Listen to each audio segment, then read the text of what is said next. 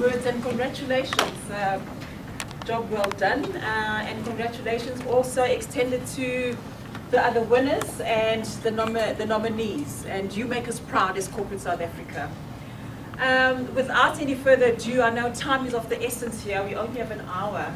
And in the hour, we need to get the most out of the audience that's in the room. I'm just here to position Sasol's high-performance culture journey. And I'm going to be very brief because the essence is on us listening to your views. So Sasol has embarked on the most single important business transformation initiatives in its history. Never has Sasol transformed its business the way it has.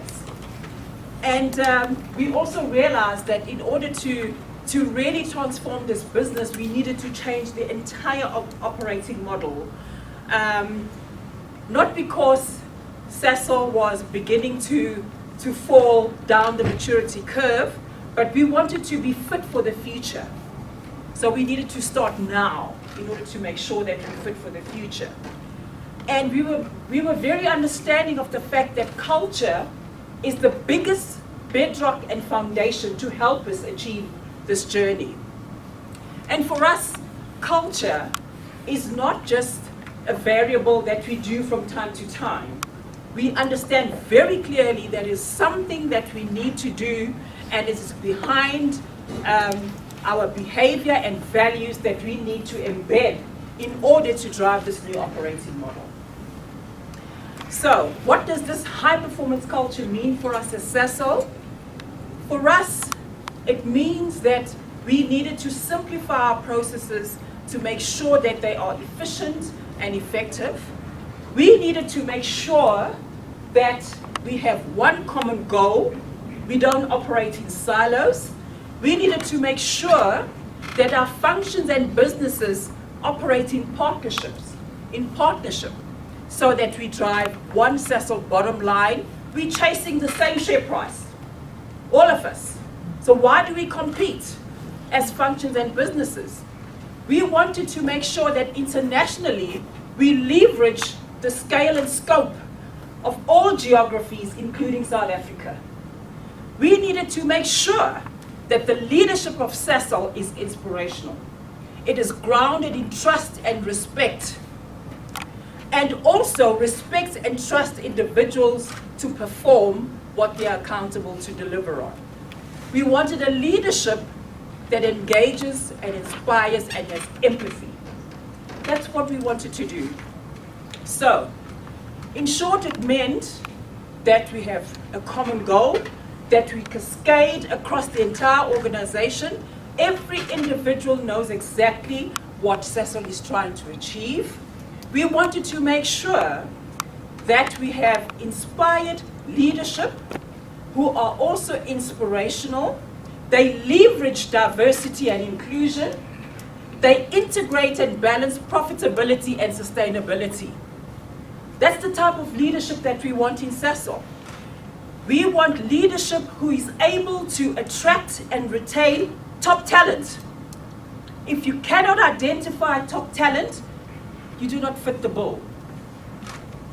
And so, in order to do that, we wanted to make sure that we've got individuals and teams that are accountable. So, as an individual, we know exactly that you are accountable to deliver whatever has been assigned to you, and you are held responsible. And that accountability, Sasol rewards and recognizes. It's part of our performance management process, where we have an individual factor around performance. It's around performance outputs. And we want to make sure that teams and individuals, they collaborate to deliver value and drive results. So teamwork and collaboration is in the essence of driving this high-performance culture. However, you cannot do that alone in the team and within individuals. We want you to do it in partnership with stakeholders. So partnership with stakeholders is absolutely important for us, because without that, whether internal or external, we would have failed. We would have failed our employees, we would have failed South Africa as a whole. All these elements that I've mentioned, they drive a high-performance culture that will finally enable us to get our business results. So, as we stand here, we know very clearly that our values of safety, integrity, inspirational leadership, teamwork and accountability, stakeholder focus, all those values and the behaviors that we want will get us to where we want to be. So we summed up all these and we said it's rather too much. What are the 3 critical behaviors that we want to really embrace? And we said, number 1, common game plan. Everybody has got goal clarity and alignment and understands it. Number 2, one Sasol, one bottom line. As I said, we're chasing the same share price. Number 3, empowered accountability. And all these critical 3 behaviors for us, every line manager has them in their performance agreements and they are measured against them. How are you delivering on these 3 critical behaviors? Let's cut that short and focus now on listening to you in terms of your views around what sort of culture and values would you expect from an organization that you want to join. And this is going to be a very interactive discussion, and I would really like to hear your views. And to do that, I have someone to facilitate this discussion and ask you particular questions that will help us solicit, and you need to inform the organizations in terms of exactly what will make you join, what will make you leave an organization in terms of its culture and values. And to do that, I've got Kathy Powers sitting right there, who's going to help facilitate this session. Thank you. Thank you. Good morning, everyone. As Rose said, my name is Kathy Powers. I work in the people and org effectiveness space at Sasol. So let me ask you a question. What do you guys know about corporate culture? What do you think corporate culture is? Anyway, what comes to mind? Anyone else? Rose spoke about behaviors. She spoke about leadership. Ethics. Ethics, absolutely. That's part of it. It's part of the values. Anyone else? Belief systems. Belief systems, absolutely. Anyone else? Behavior. Behavior, absolutely. Okay, so I'm going to show a quick video, and it's a bit of a way out video. It's a bit sideways, so just bear with it. But it says specific things about corporate culture, and there are also quite a few things it doesn't say about corporate culture. So just think about then, as you watch this video, it's not very long, think about how you would define corporate culture. And I'm not looking for a rigid definition, I'm looking for a fairly loose definition that we can kind of work with going forward. So have a look.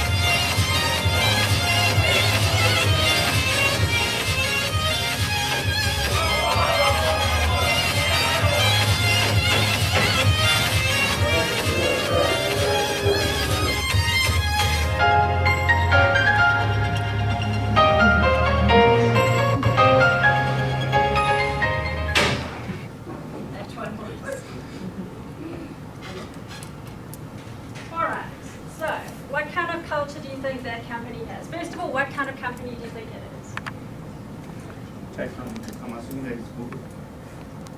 No, it's not. It's actually a company called Add This. But what kind of company do you think it is? I heard someone. Tech company, obviously, yeah, because they've got hackathons and it's quite a. What sort of culture do you think they're driving? Fun culture, yeah. It's quite a casual atmosphere.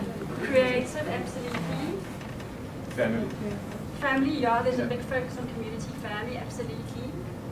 What else? Respect. Interactive. Who said respect? Respect, yeah. Why do you say that? You could see everyone's respecting each other. I mean, the fact that there was someone's birthday and a cake that was brought for them, they respect each other. Absolutely. They respect the various cultures. Yeah. Perfect, absolutely. Nice one. Anyone else? I would say it's more the culture and aware of it generation Y, in a sense. Yes. You can see most of the people that come to this younger. Yes. Yes. Wearing jeans, hanging out in the quiet room, not so quiet. Yeah, absolutely, absolutely. So, what doesn't this video say about culture, do you think? I mean, think about your own companies maybe. Think about a more formal setting, more formal company. How do you think the more formal companies and formal corporate culture differs to this? It strays away from the stereotypical corporate South Africa culture in the sense that suits and ties. You can see that. The creative environment is strayed away from the cubicles and stuff that you know what I mean. So it was very more open space. Yes. So it's strayed away from the stereotype. Yes, absolutely. So you're saying that South Africa corporate culture is a lot more formal?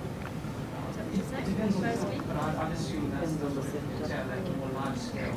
We expect a more suit and tie environment as opposed to jeans and golf shirts. Right. So what I'm hearing you say is maybe a more structured environment. Absolutely. Okay. Anyone else? Time. Time? You said time? Yes. What do you have? Maybe they've got time for lunch or having fun. We don't have time for fun. That's very sad. Very, very sad. Okay. Maybe following on from that, there wasn't a vast amount of evidence there of productivity. Yes. I was going to ask that question actually. Which culture do you think is more productive? Do you think a more structured environment is more productive? Or do you think this kind of fun environment is more productive for that kind of work? This one. Depends Lots of flexibility. A lot of flexibility. Because you need to kind of think out of the box, right? You can't be constrained with seats and ties. I mean, seats and ties you can't really move, you're a bit constrained. Yeah, absolutely. Yeah. So, are you getting to some sort of definition about culture yet? Yeah. Anyone? No? Want to venture a guess? No? At the back? And where we do things around it, Where we do things, absolutely. And what does that entail? how we have fun, how we interact, what we value. What we value. Absolutely. How we behave. Absolutely. How we interact, how we manage people. The energy of the place, the vibe, The energy, the the vibe. smell of the place. The The smell of the place. smell of the place, okay. Okay, yes? Yeah, it's sort of the unwritten rules Exactly. when you Absolutely. walk into a place. Yes. So it's kind of, absolutely, it's about the vibe, it's about the energy, it's about the unwritten, unchallenged, this is how we do things. That's corporate culture. And that's what makes it so difficult to define. Such a nebulous concept. So introducing a high performance culture, you must know how difficult that is because you've got this nebulous thing that is quite difficult to define. So shaping it becomes quite difficult. However, it's not impossible to shape it. It absolutely is possible to shape it. And you need to shape it if you want to create the right culture. Okay, what I'm going to do now is I'm going to flash some logos on the screen. And I want you to tell me the first thing you think of when you see a specific logo. Health.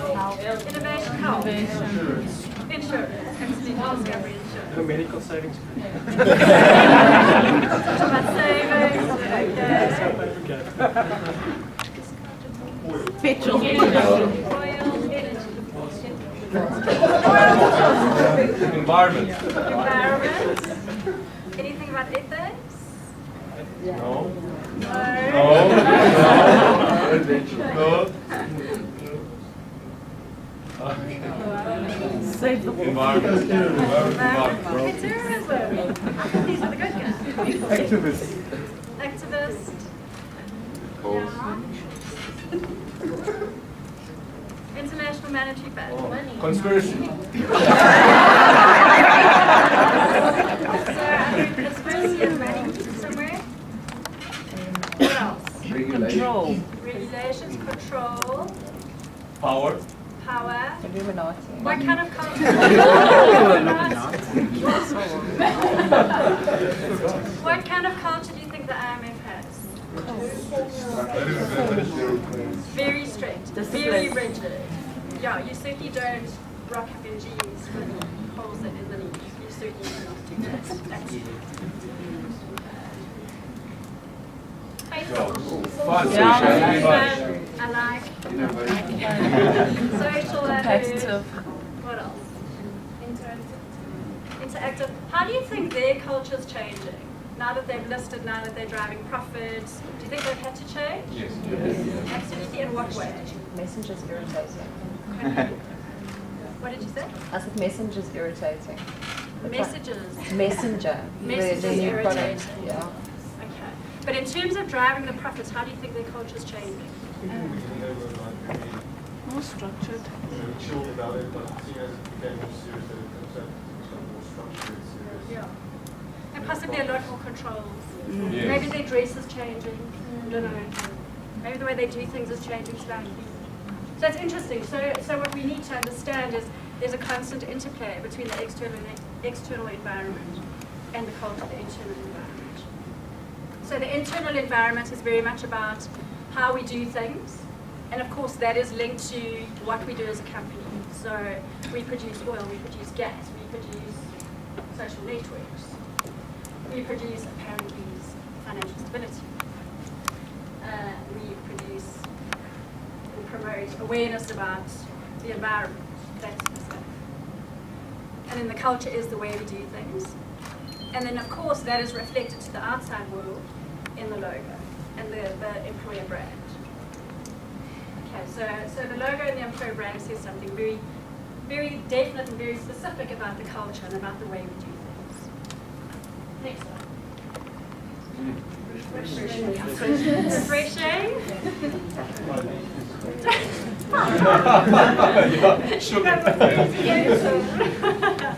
What else?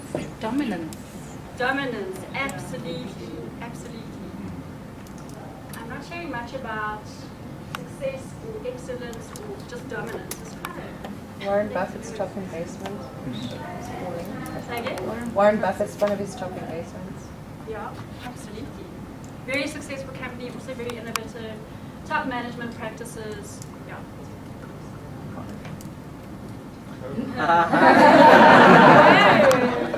What does it say?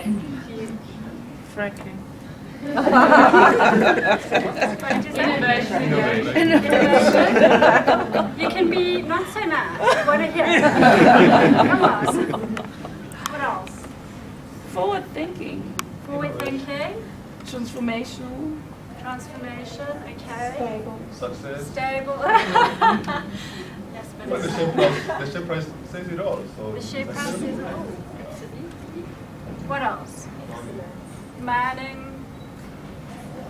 Any other different views? I'm interested in the different views on this one. I really am. Very rigid.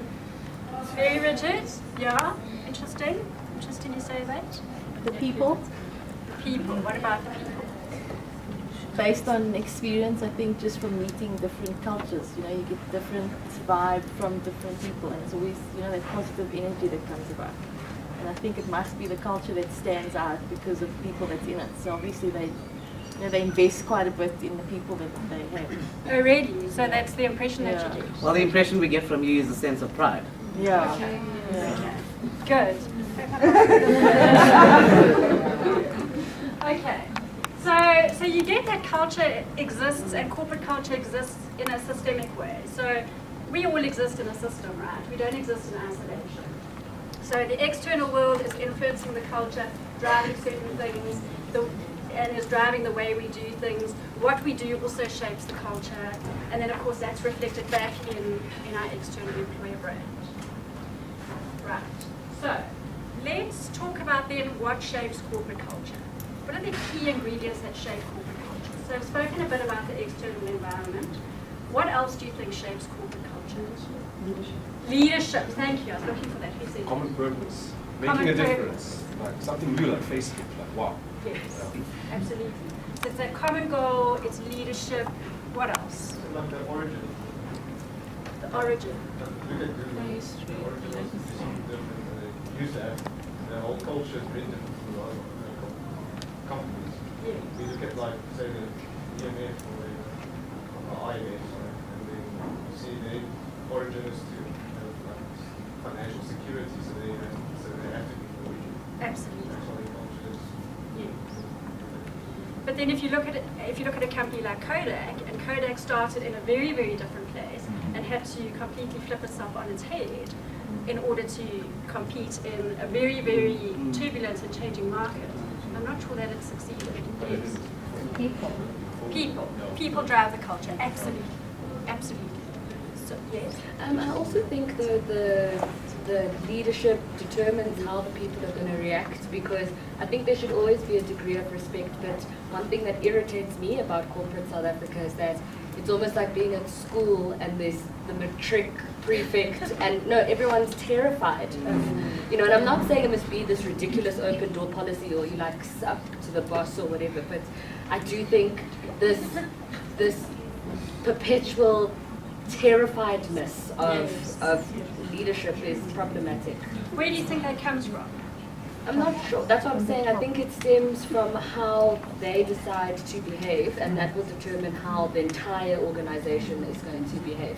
You don't want people to be like, on edge the entire time. Yes. So I'm hearing two things. First of all, I'm hearing you say that leadership plays a key role in how a corporate culture plays out. So they role model the culture you want to see. And then I heard someone say something here about the past. You said Legacy something about the past. in the past shapes some of the, company cultures. Expand on that a little bit. Well, if a company's premise of its origin is a certain, certain characteristics, you find that I'll just use an example of all boys coming from St. Stephen's or St. John's, so they tend to have that kind of, behavior and how they actually, behave. Yes, absolutely. Shapes the culture. Yes. So do you also think that South African culture impacts corporate culture? Yes. Absolutely. So to your point at the back, the kind of the terror that you're describing that people feel towards people on the top floor is possibly rooted in the very patriarchal culture that South Africa exhibits in some areas. Anyone have any comments? My observation has been that at times it's very difficult to achieve homogeneous corporate culture. I think a lot of what we do, i.e. culture, is really segmented in what each business unit does. Like in our environment, like the call center environment typically is very different to the risk environment. Which is your environment? Discovery. Yes. Yes, it is, absolutely. Yeah. I don't share in my thinking. I think it's not sort of, there's also not a one and how thing. Yeah, I think you get organizations that have one and right, and a lot of it really, I believe, comes from leadership. Yes. And like you said, a very charismatic leader who literally makes it his business to make sure that we're all on the same page of how it needs to be done and have one shared vision. Right, absolutely. So there's certain defining homogenous things about the culture, is what I'm hearing you say, but then there's certain subcultures, if you like, that form around the various business units. Absolutely. Did you have a comment? No. It's experience versus education, which is a contentious issue. If I've done things for 20 odd years, you don't need to change it, you don't need to tackle. So now we're getting into the whole generation thing. And what impact do you think does that have on culture? It could stagnate, but if you get a nice balance, you could get a leader with innovation and it could work so well. Absolutely. Yeah, absolutely. I think the operating model that the leadership then takes on also has a great impact on the morale of the employees, which then impacts on the culture and the value systems. Explain that a little bit more. So in other words, if Google starts if they have an operating model which is very mechanistic, for example, and the leadership aspires to a value system which is very rigid and regulated, then obviously they won't inspire values that encourages creativity and innovation, which is fundamentally what they're striving to. Right. Persevere with the IMF, if they have a mechanistic, very regulated, it will work for them. Yeah. So the leadership then needs to decide what kind of operating model fits the environment. Fits the purpose. Absolutely. Yeah. So to that point, I used to work at the Reserve Bank, and it was also just like the IMF. It was extremely rigid and extremely conservative. But it had to be, right? Because you're dealing with South Africa's finance, and you don't want sort of very risky behavior. It just doesn't work. Yes. Maybe just to let you on that lady, those comments come regularly in such forums where you find rising stars like the one who have ambition and potential.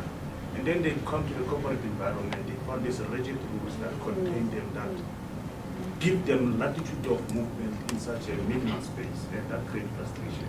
The question may be that we should maybe think as that how Sasol have managed through this rigorous transition period, because you are dealing with the finest minds, you are recruiting most of the excellent people in the institution. How do you ensure that you blend these new people who are coming in the old structure that is existing in the company and ensure a striking balance of the institution? Maybe these are the things that we need to do. Yeah. So I think, look, from a Sasol point of view, and perhaps Rose and Henry can come in here, but from a Sasol point of view, we do have a new-ish CEO. I think he's been there for a couple of 2-3 years. How long? 4 years? 4 years. He's been there for 4 years, and he's the one who's been introducing this new operating model and shaking things up. So I think that has a huge impact on the culture, and so that's causing a shake-up, and that's kind of causing us to move in a new direction, whereas before we were in perhaps. Can I just add to that? Yes. So I did work at Sasol, and exactly what you said is correct. And I'm seeing the change now with what you guys are saying. But previously, it was really hard for us young, black, up and coming to survive in that environment. It was very difficult. So just to maybe add to your point, so maybe the changes will help in that. But I think that's for us to see. But yeah, it was really tough. I'm interested in why it was so hard. I said earlier that it was rigid. But I think there's an old structure which is existing, and it felt like that structure is established and it's very difficult to penetrate. That's how I felt. And I have other guys who left Sasol who would very much testify to that. Yeah. So. And how did that make you feel? Was it productive for you? It was frustrating every day to go to work, I must admit, because of that. But yeah. So ultimately it didn't serve you as an individual? Ultimately it didn't serve me as an individual, although I was very proud to be part of Sasol, I must admit. I mean, Sasol sponsored me, paid for my fees, everything, but it was very difficult. Yeah. So yeah. Would you go back? Last question. Now that there's new management. I think with the changes you guys are having, it sounds exciting, and yeah, I would. I think there's always a part of you, especially when you've been part of something. There's always a part of you that says it's a good company. Yeah, if things change, maybe. Okay, good. I'm going to cut this conversation short. I know there are a couple more comments. We'll come back to the open discussion in the end. What I want to do now is I want to break out. I want you guys to please divide yourselves into 4 groups. So there's a flip chart there, there. Divide yourselves into 4 more or less equal groups.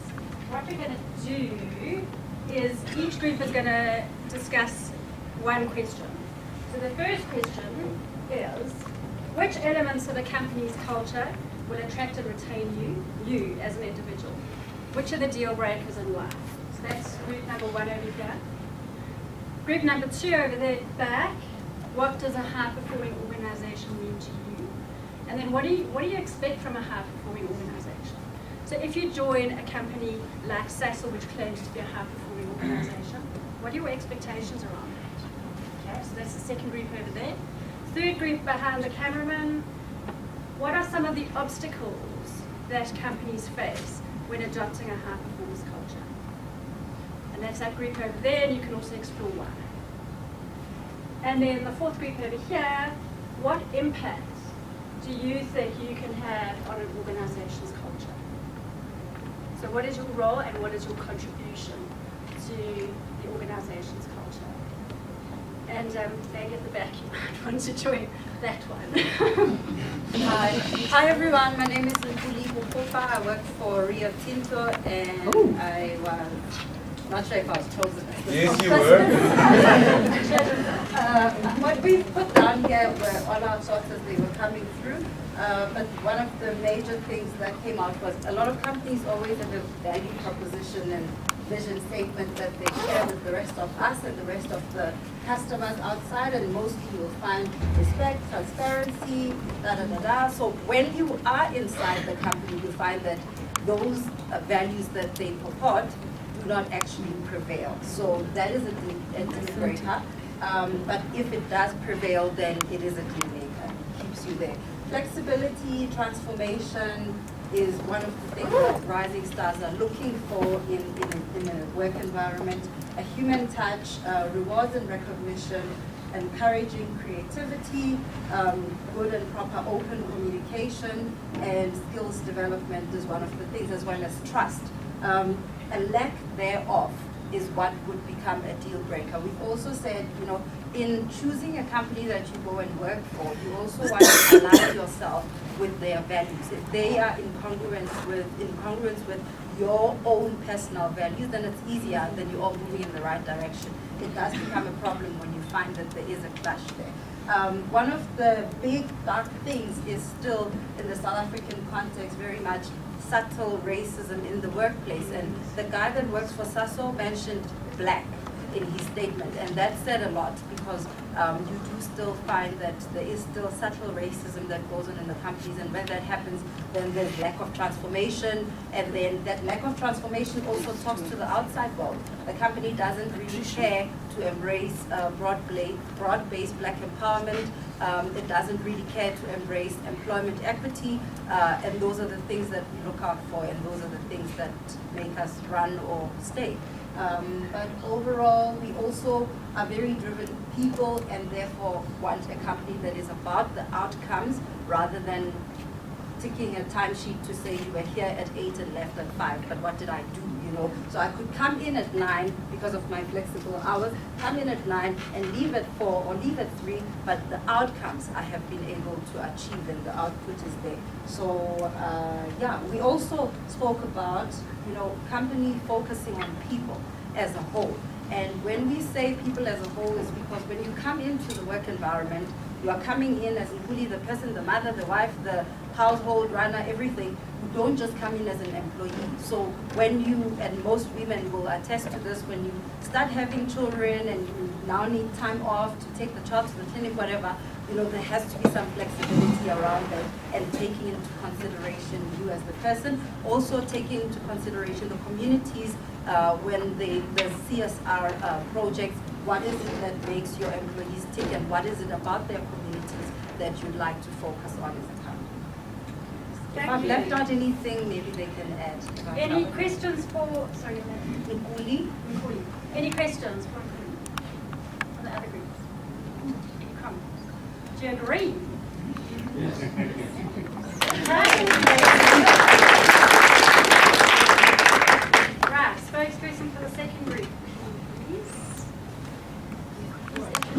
I'm Dr. Tabashi, I work for Sasol. Okay, yeah, we had a very interesting... Read your question first. Oh yeah. What does a high performance organization mean to you? And it goes with that is what are your expectations thereof? We had a long debate, but and coaching in between, which was quite nice. And eventually, we've all agreed that a company that is high performing would be the one that sets to achieve what it has set itself for. And then for you to do that, you first have to say, I want to do this thing, and then and also determine, or rather identify how is it that you're going to know if you're doing what you said you're going to do. And then more to that will be, what will be the things that will help you get there. Now, we've listed a list of things that we felt that if you have these in place, not necessarily all of them, but if you have some of these things in place, and meaningful, done so meaningfully, we believe that you are a high-performing culture or company. Now, you should be efficient and effective in whatever it is that you're doing, results-driven, continuous self-development for those who work there. Reputation should be positive, group cohesion, fit for purpose in terms of the recruitment, and innovations, rewards and compensation, common goals, employee wellness, dynamic career path. I think the employee wellness goes with the one that was mentioned just now. Accountability, consistency and transparency should be support, coaching and mentoring. The company should be profitable and retention should be a little bit high. Goes to that one again. Best practices, you should be a leader in your sector. Social responsibility, happy customers, happy employees. We did whisper unhappy bosses. So those are a few basic things that if you have them right, that will sort of steer you in the direction of being a high-performing organization. All right. Any questions? Could you please just expand a little bit more on that happy customer or employee? We also touched on it, but your take on that. It's more along the lines of, if you've achieved what you've set out to achieve, now you should be able for people to pay for your product, whatever product that you have, they should be happy. Now for you to be able to help to deliver on a good product, you need to have people behind it who are actually delivering the service and happiness.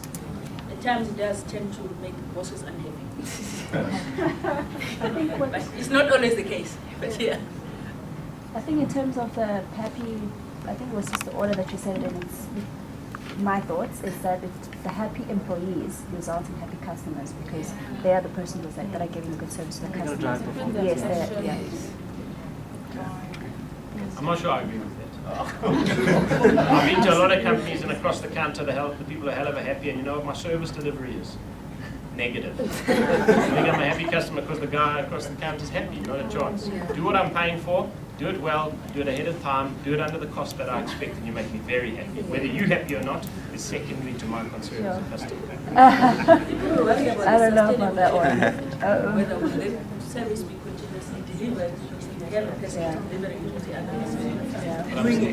I'm saying it's a customer promise. Meet the customer promise, the customer's happy, right? But when do you... If you can be happy while you do it, great. Thank you very much. I know what I want when I'm paying my money. Thank you. I tend to differ with him. I think he's saying that based on the customer's point of view. But you will never, as an employee, deliver good service if you're unhappy. Right. Yeah. Well, that's what I think. Sorry, Ashley. Good luck with your business. But from the customer's point of view, I don't care if you're happy or not. You must give me the service that I'm paying.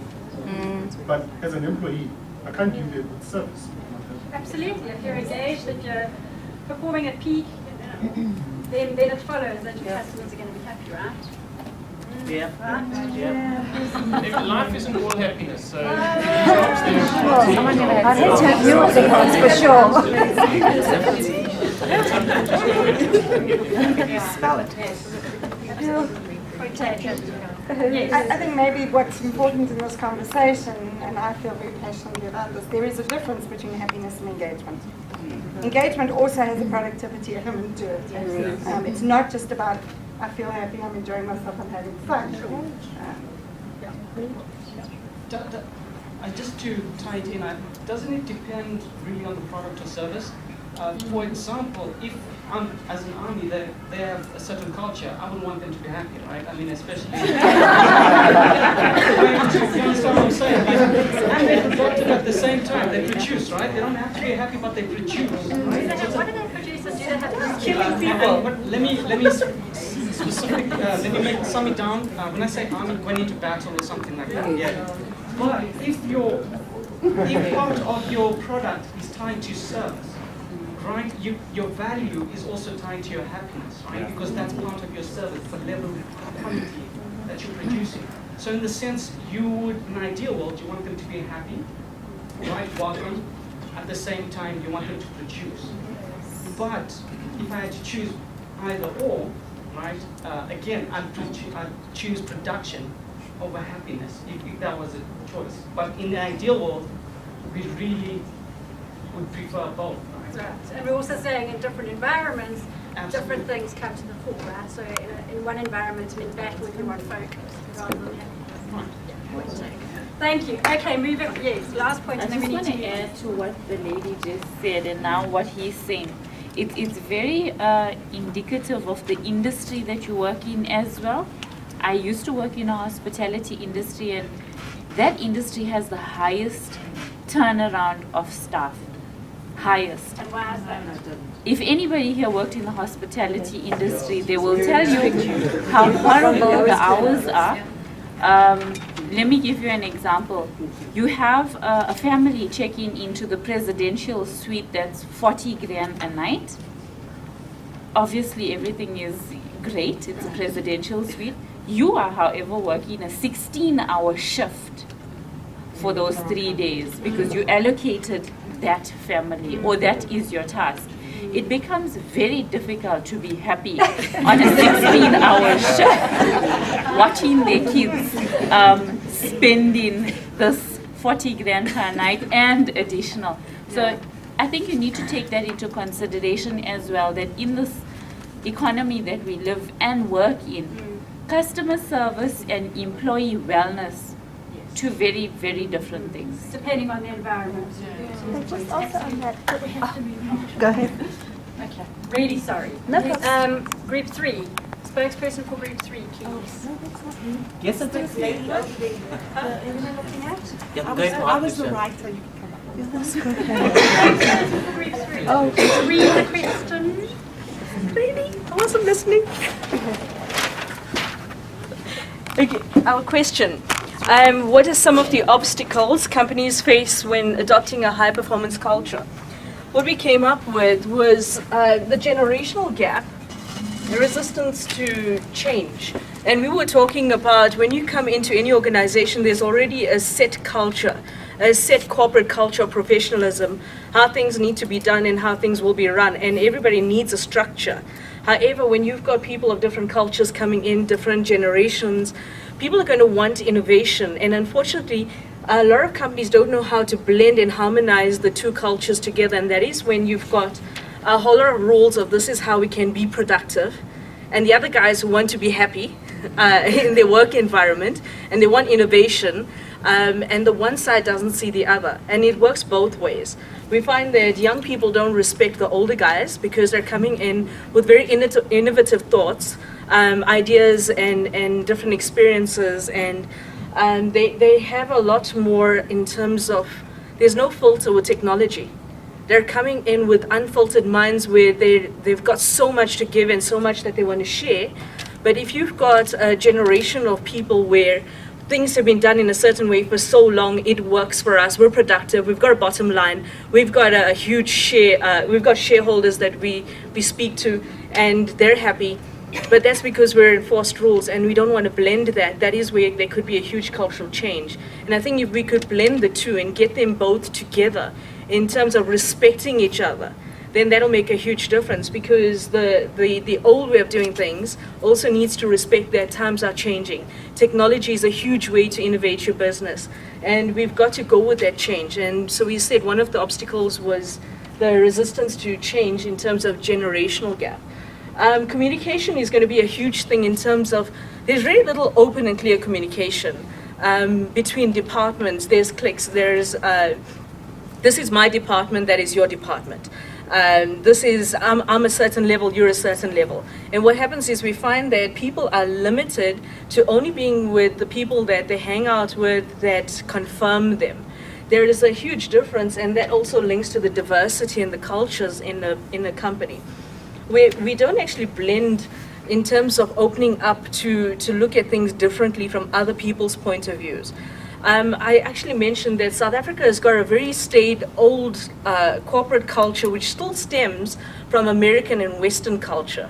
We haven't innovated enough to embrace the community culture that South Africa has, which is huge. And it's about mhlangano, lekotla. It's about people coming together to discussing ideas, coming up with suggestions and solutions, and actually blending together and listening to each other. The huge thing is listening and respecting each other and what we can do differently.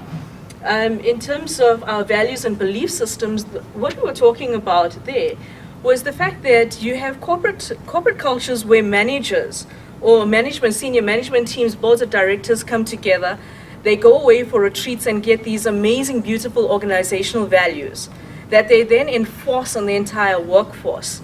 But nobody understands it because nobody is part of the decision making. And that is South African culture. Help us to be a part of that creating of those values.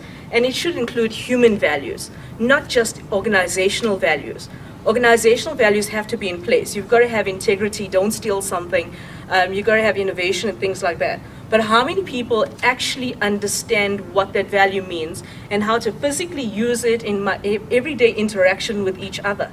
Because coming from different cultures, my understanding of values are going to be totally different to what you're talking about in terms of professional values. Lack of respect in terms of, we touched on the communication, people's gender, people's ages, different. One of the things that we came up with was there's a difference between positional leadership and relational leadership. Being a positional leader means that you've got a title. I'm a CEO, I'm a manager, which means you must listen to me. These are the rules and we must enforce it to have a productive workforce. Relational leadership means that the leader, whoever you are, you do not have to have a title to be a leader. It means that you are the type of person who will inspire, guide, and empower people to become effective. The happiness thing that we're talking about. They will want to be productive because they're excited, they're skilled, they're empowered, they know how to do their job, they know they've got your support. They also are able to, they also know that they feel they are respected for who they are as a person, as a human being, for their culture, their age, their religion, their background, their knowledge, their experience, their education. They're respected in all of those things. And when a person feels good about themselves and they feel honored and valued for who they are as a person, in that organization, you'll find that their wellness and their happiness actually is directly related to their productivity. Because unhappy people, when there are grievances and backstabbing and gossiping, is because they're unhappy and they cannot speak to the person that they believe should be guiding and leading them or mentoring them. And that is one of the things we were talking about in terms of adaptability and buy-in. We need people to actually buy into this organization because it is it is an organization that is willing to build them through their leadership and through mentoring and coaching. And one of the things I actually touched on is that South African government legislature has forced a lot of people to be put into positions that they do not have the skills or expertise for. And my belief is that if we could actually blend and guide people to mentor and coach each other, we don't get rid of the experience to put in new people. What we do is you partner them together so that they can share with each other, grow with each other, and learn from the experiences. The other thing is the entitlement. You don't always have to have an incentive. If you're a person who is productive, you feel respected and honored, you don't have to have an incentive to do your job. You want to do it because people are asking you, how can I help you and how can I serve you? And it is that type of mentality that would work and remove obstacles. Thank you. I'm going to stop you there because we are running really short of time. Thank you.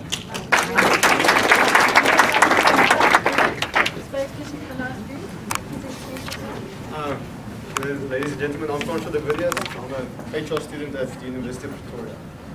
Okay, if I do pass out, just take it to us. Someone starts with me, so it's okay.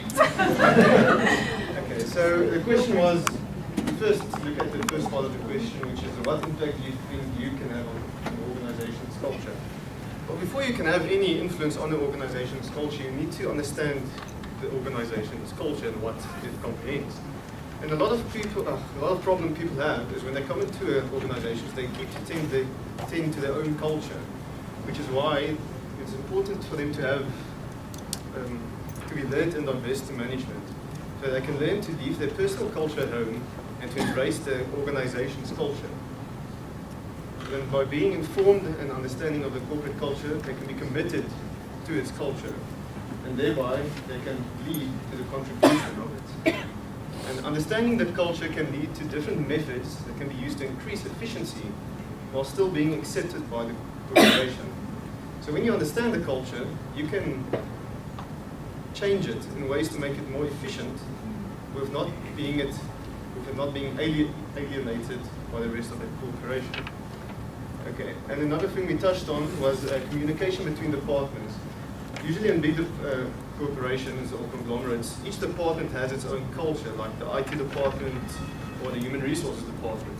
And communication between these different departments can lead to, what can I say, an entwined culture that. I'm just a student, okay? It's okay. The question was, what can your contribution be to the corporate culture? Okay, and the easiest way is to becoming more involved with the leadership can influence the corporate culture. Something we realized is that a lot of people don't realize that people who are in a leadership position they always seem to be looking down to you and telling you what to do, but nobody never asks them how their day was. Nobody goes to the CEO and asks him how you're doing. So by being friendly towards leadership can lead them to become more friendly. Being more friendly can lead to a more lenient culture. And something they also touched on is positive behavior when no one is looking. And even this subliminal behavior can be felt by a corporation. Okay, and the last one, which I actually really understand, is the reach and values can also have an influence on the culture. If you have positive values and you have a strong reach through the organization, if you are, how can I say, popular in the organization and you have a good reach, and I'm just saying the same thing over and over again, then you can contribute to a better culture.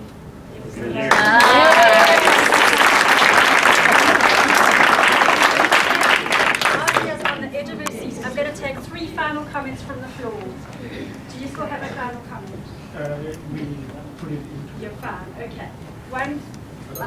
Sometimes the company culture, when you're coming from the outside, I found that it could work in both ways, where you don't really know the culture and you are there to move them forward. Sometimes it helps, because sometimes when people are doing the same thing over and over, they start not seeing and thinking outside the box, so it's a fine balance, but I do think a bit of freshness does help to move things forward. Right. And, yeah. Thank you. 2 more final comments. Egmont? I think for me the challenge is, and I want to go back to the obstacles, is to implement high performance culture. How do you make it practically work? Yes, those challenges are all good and well, but how do you put measures and tactics in place to transition? Wait. Last comment. Just a pretty cool book to read is Ricardo Semler's Maverick. Okay. Thank you for that. Last comment. Then I have to hand over to Audrey, who's on the edge of it. From what you said, I think we should agree that you can bring in freshness if you know what's happening, which is critical, because a lot of us want to bring in freshness when we are not informed of what's happening. Good point. Thank you very much, everybody. I'm now going to hand over to Audrey for a few final words. Audrey. I will be very quick, even though I've got long stories to tell. So my journey with Sasol started 6 years ago. Before that, I was, looking back now, I don't know if I was very brave or very naive. but I was working in northern Uganda with micro-business development. Before that, I was working in South Korea for about 4 years. And so I thought, and I was born in Sasol. So and after traveling all the world, I went back home and ended up working for Sasol, which was never really part of my plans, but that's how it works. So after traveling the world and living in different cultures and experiencing weird things, and at times think like, I'm not going to make it, I need to go home, but at the end I made it, I ended up in Sasol. And it was there that I think I experienced the biggest culture shock I've ever had in my hometown. And it was a corporate culture, I think, and that's what many of you have said so far. Like young people entering the corporate world feel very out of place and can't really understand this corporate culture. And I was really ready to leave, and I was thankful to my manager back then. She introduced me to a mentor, and if it wasn't for her, then probably I would have left long ago. But in that sessions with her, she just brought me to one point, and it is to differentiate between ego and authentic. So in the corporate world, there's lots of ego and people, there's gossiping and backstabbing and all of that, but there's also those people who are authentic. And it's just the decision of which side are you on. So very thankful for me in my early career, I had that discussion, and I thought like, I'm not being me. I've been placed in a box, in a position in the company, and I have to deliver on these talks, but I'm more than that. I got into trouble a lot. People saying, why did you go speak to that person? You're not allowed to. But I'm sorry, I didn't know. So it was just for me, how I overcome that was to just be yourself. So I like coffee very much. I can tell you everyone on my floor in my team how many sugar they drink, how much milk, what. So and it's just I use the things that was my values and my culture to use it in my workplace. So making coffee for the colleagues, when I go make my coffee, bring some special coffee, single origin coffees from Rwanda and Uganda. Sometimes I bring that, and it's just like sharing. I think at the end of the day, I made the decision to engage person to person, not position to position. Yeah, exactly. And each one of us in the corporate world, I think if we can have that mindset, mind change of engage as a person, and go ask your manager how she's doing or he's doing. Go make a cup of coffee or tea. Get into trouble by go speaking to people you're not supposed to speak to. But that is how you build relationships. And the other key thing that my mentor told me, she said like, position can take you to the door, but it's relationship that takes you through the door. So even those people I got into trouble with by go speaking to them, now I can go again. I don't care if I'm in trouble or not, but we have a relationship. If I need their support, I know I have it. Sometimes they come to me and say, can you help me? Mostly with technological stuff and Excel spreadsheets and things I don't really know much, but then we help them with upgrades.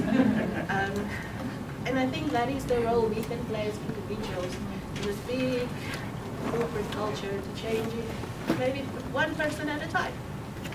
And those of you who've left Sasol, I think you left too early.